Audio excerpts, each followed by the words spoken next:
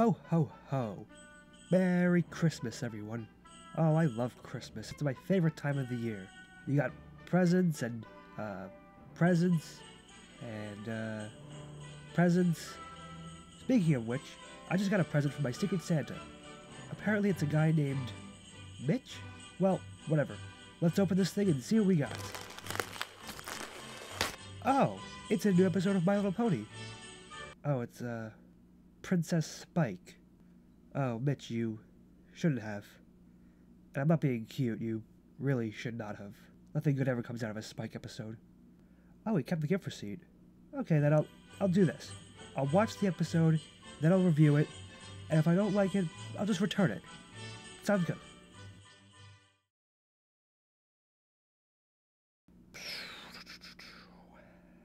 You know, I could just return it now. Alright. Put on a happy face. You can do this. Just get through it. Princess Spike is episode 10 of season 5 of My Little Pony Friendship is Magic. This episode revolves around Spike. You know. Yeah, not one of those interesting characters who've had development like, oh, I don't know, Twilight, Pinkie, Applejack, Rarity, Rainbow Dash, or Fluttershy. No, instead we get... And it's always the same damn formula, too. This episode was just a direct carbon copy, cut and paste of Season 3's Just for Sidekicks. And I know what you're thinking. This wasn't a direct carbon copy, cut and paste of Season 3's Just for Sidekicks. And you know what? You're probably right. You know why?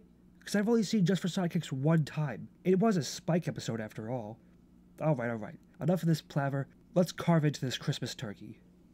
Okay, so get this. Spike is left out and, hold on to your hats, feels unwanted and unimportant, so he makes an unreasonable decision. Sound familiar? It's like you could turn this into a Mad Libs. Spike is left out of a summit, and thus he feels unwanted. So he makes the unreasonable decision to pretend to be acting according to Twilight's direct wishes when in reality he is just using her influence on other ponies for his own self-gain.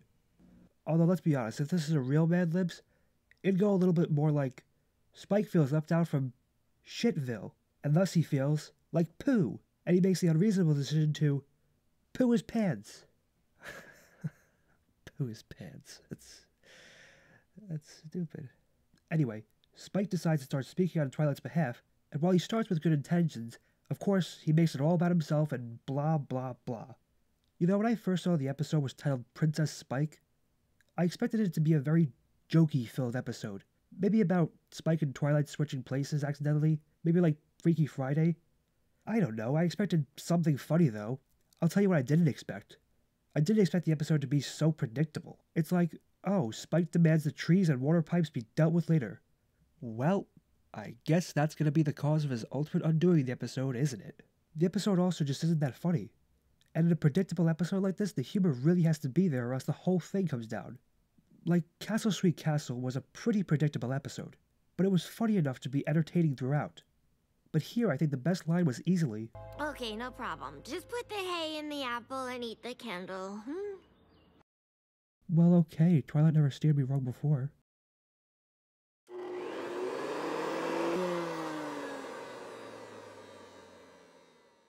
And look, I appreciate that Fancy Pants got a reappearance, and seeing the Fargo reference made me go, ayy.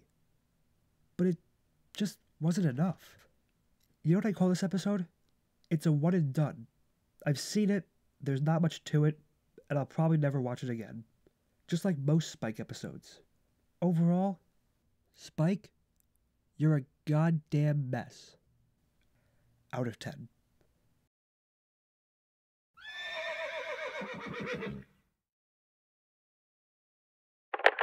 Hi. Thanks for calling. How can I help you today? Hi, my friend got me an episode of MLP for Christmas, and, I'd like to return it.